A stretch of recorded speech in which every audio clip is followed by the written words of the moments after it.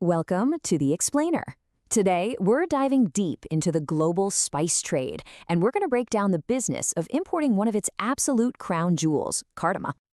People call it the Queen of Spices. And you know what?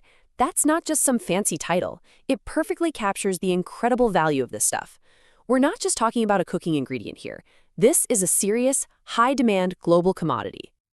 So what does that value actually look like in dollars and cents? Well, this number, around 45%, that's the kind of gross profit margin you could be looking at for importing cardamom into a major market like the US. It's incredible proof that the ancient spice trade is still wildly profitable today. But to really get a handle on the business opportunity, you've got to understand the product itself. So let's start there. What exactly is cardamom? Okay, first thing you need to know, it's not all the same.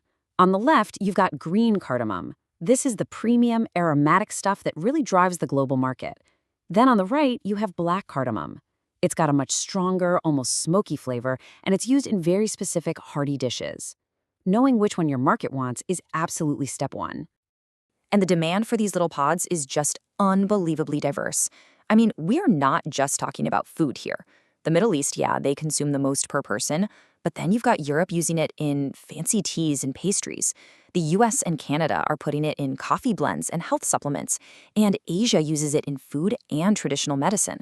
Oh, and it's even a key ingredient in high-end perfumes. See, this is a global staple, not some niche product.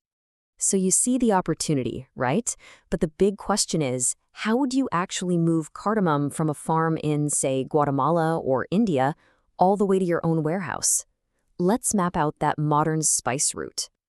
Look, I know the whole import journey can seem really complicated, so we've broken it down into 4 main stages to make it simple. Step 1 is sourcing, and getting physical samples in your hands is a must. Step 2 is the contract, where you absolutely have to get a third-party inspection before it ships. Third is shipping, and finally, customs, where having all your documents in order is everything. Speaking of documents, this right here, the phytosanitary certificate. Think of this as your golden ticket through customs. It's the official proof that your shipment is clean, no pests, no diseases. Without this piece of paper, your cargo could get stuck at the port for weeks, racking up insane fees or just get flat out rejected. It's non-negotiable.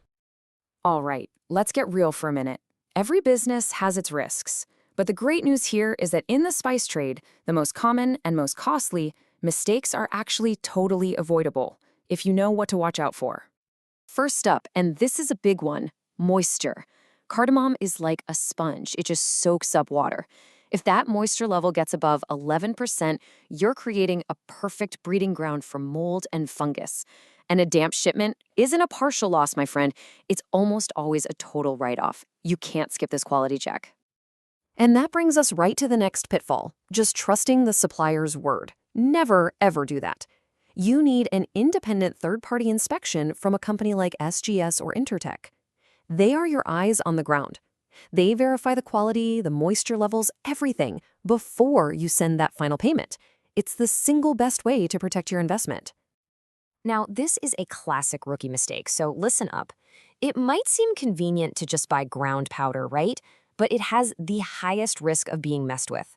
It's so easy for a shady supplier to mix in lower quality stuff or even other fillers. When you buy whole pods, you can see the quality with your own eyes. It's the only way to be sure you're getting what you paid for. And really, this all boils down to that classic rule of business. If a price seems way too good to be true, it is. It just is. An unusually low quote is a massive red flag. It almost always means you're dealing with a scammer or you're about to get a bait and switch on the quality. All right, so you've figured out how to source your product, you know all the major traps to avoid. Now for the really fun part. Let's talk about the payoff. Let's actually crunch the numbers and see how this all turns into profit. Okay, so this table breaks down what we call your landed cost. That's the total cost per kilogram to get the cardamom from the port in India all the way to your warehouse in the States. So you start with the actual price of the spice, the FOB price, then you add sea freight, a little for import duties, port fees, local trucking, and all in, you land at a total cost of around $31 per kilogram. Now here's where it gets exciting. Your total cost, all in, is about $31 a kilo, but the average wholesale price for that exact same product in the US market, it's sitting around $45. That $14 gap is your gross profit. And a margin like that exists because this stuff is incredibly hard to harvest. It's all done by hand, which keeps the supply tight and the prices strong. So what does that profit margin look like at scale? Well, let's say you bring in a pretty modest 1-ton shipment. That's 1,000 kilograms. That translates into a potential gross profit of $14,000. And that's just from one single shipment. But wait, that wholesale profit? That's just the starting line. The real money gets made when you market it smartly. You can package it in smaller, high-end retail bags. You can offer a certified organic version for a premium. You could create your own brand. Or you could sell it directly to customers on a platform like Amazon and really boost that profit margin, sometimes even doubling or tripling it. So there you have it, the product, the process, the pitfalls, and the profit. You've basically got the entire blueprint for stepping into the lucrative world of the Queen of Spices. The only question left is, are you going to make it your next venture?